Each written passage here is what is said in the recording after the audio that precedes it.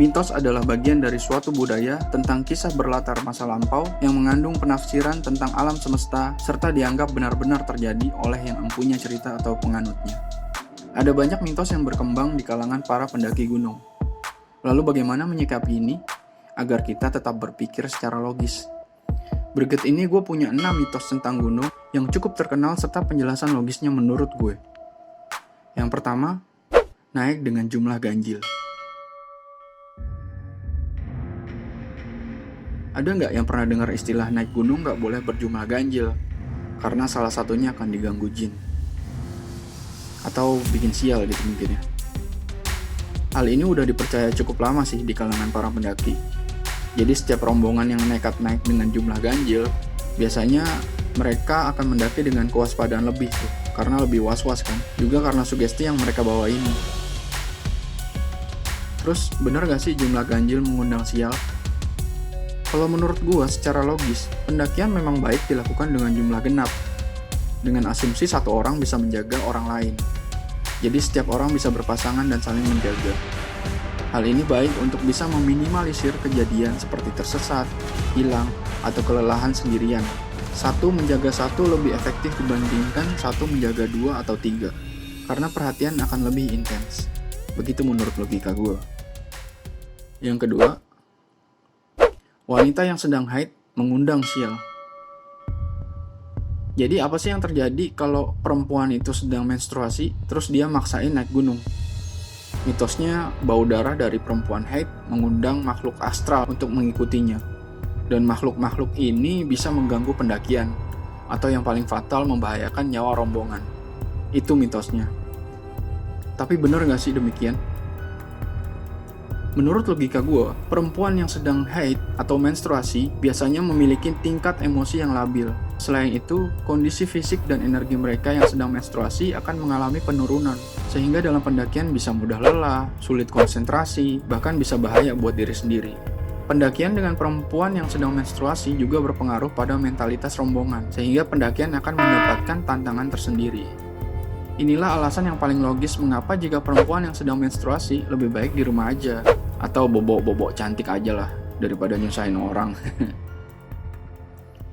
3. Merusak habitat alam.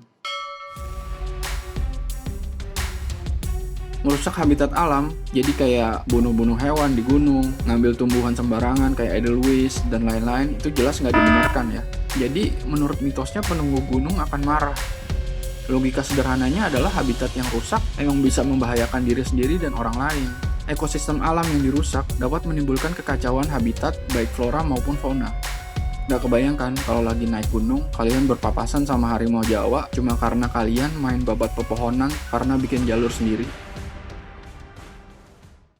Yang keempat, dilarang kencing di gunung. Di beberapa gunung, mitos ini berkembang dan membuat pendaki mengumpulkan air seni mereka di botol bekas air mineral. Jorok banget kan?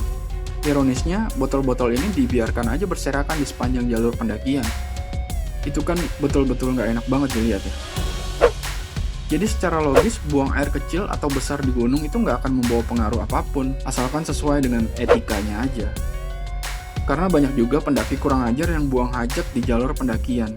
Nggak digali tapi betul-betul di jalur pendakian dia boker. Hal ini jelas mengganggu kenyamanan dan juga jadi polusi tanah dong. Usahakan nggak meninggalkan bekas apapun lah. Yang kelima, bicara kasar dan perilaku tidak sopan bisa tersesat karena makhluk astral. Mengumpat, memaki atau menghina serta merendahkan alam tentu adalah perilaku sombong yang harus dihindari dalam pendakian. Hal tersebut konon bisa membuat pendaki dibuat tersesat, bahkan yang lebih fatal dibawa ke dimensi lain.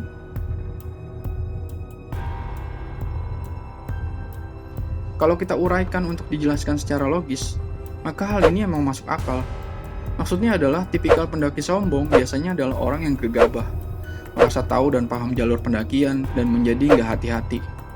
Hal ini yang bisa menyebabkan seorang tersesat di gunung. Mereka yang suka ngeluh juga sama. Secara psikologis, pendaki yang sepanjang pendakian ngeluh terus, jadi akan merasa perjalanan lebih panjang dan melelahkan. Sehingga cara pikir sederhana dari yang mereka ciptakan adalah diputar-putar setan. Yang keenam, pasar setan. Siapa dari kalian yang pernah melihat secara langsung pasar setan di gunung? Gue sendiri nggak pernah. Semua cuma dengar dari mulut ke mulut tanpa bukti yang jelas.